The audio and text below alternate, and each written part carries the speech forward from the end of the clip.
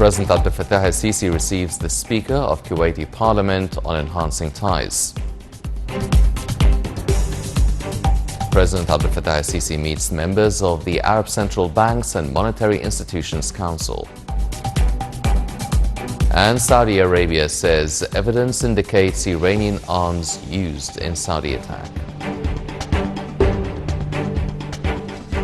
Welcome back. The news in details. President Abdel Fattah al-Sisi received the Speaker of the Kuwaiti Parliament, Marzouk Ghanem. Presidential spokesman Bassam Radi said that during the meeting, President al-Sisi praised the strong ties between Egypt and Kuwait and asserted the keenness on enhancing joint cooperation in various domains, including bilateral parliamentary relations.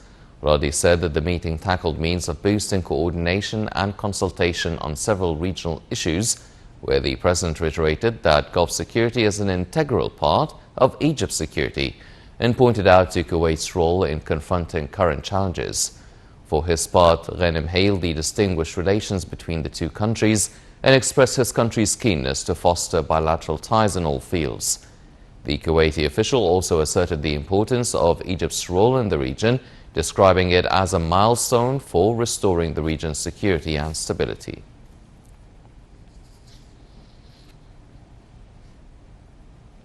Earlier, President Abdel Fattah al-Sisi met with Governors' Council of the Arab Central Banks and Monetary Institutions. Presidential spokesman Bassam Radi said that the Council's members praised Egypt's success in overcoming challenges during its economic reform process with strong political will backed by popular support. Meanwhile, President al-Sisi said that the main factor beyond the success is the awareness of the Egyptians, and pointed out that efforts exerted to achieve the economic reform coincided with the country's battle of combating terrorism and restoring security and stability.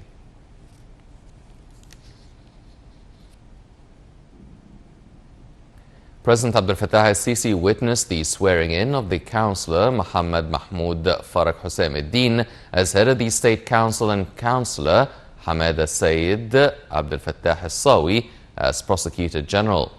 After the swearing-in ceremony, President al-Sisi held a meeting with the new head of the State Council and the Prosecutor General.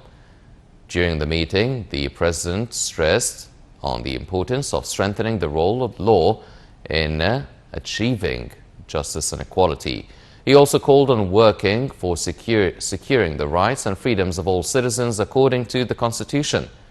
Meanwhile, the President awarded the State Medal of Honor to Councillor Ahmed Abdel-Azim Ibrahim Abul Azm, former head of the State Council, and Councillor Nabil Ahmed Tawfiq Sadiq, former General Prosecutor, in appreciation for their efforts to enforce law, protect the justice, and preserve the citizens' rights.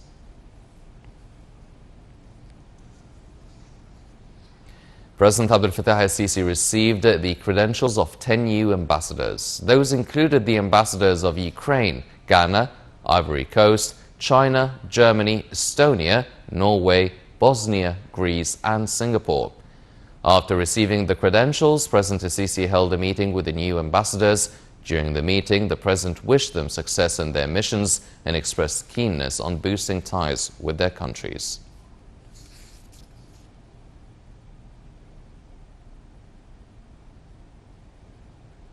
Prime Minister Mustafa Madbouli toured the Free Zone in Nasr City. The tour included a number of factories. The Prime Minister also visited the Investor Services Center in the Free Zone, which has representatives of the Customs and the Import-Export Supervisory Authority. The center was established to facilitate the procedures for the investors. During the tour, Madbouli hailed efforts exerted in upgrading the Free Zone to be in line with the international standards.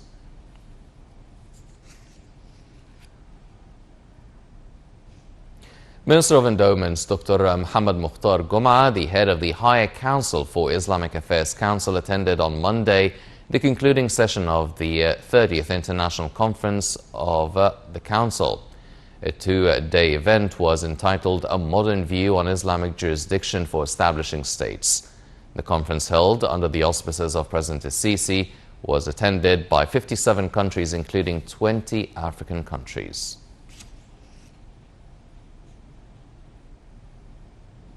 Chief of Staff of the Armed Forces General Muhammad Farid attended the main stage of tactical exercise Tariq 50 carried out by an army unit in the northern military zone.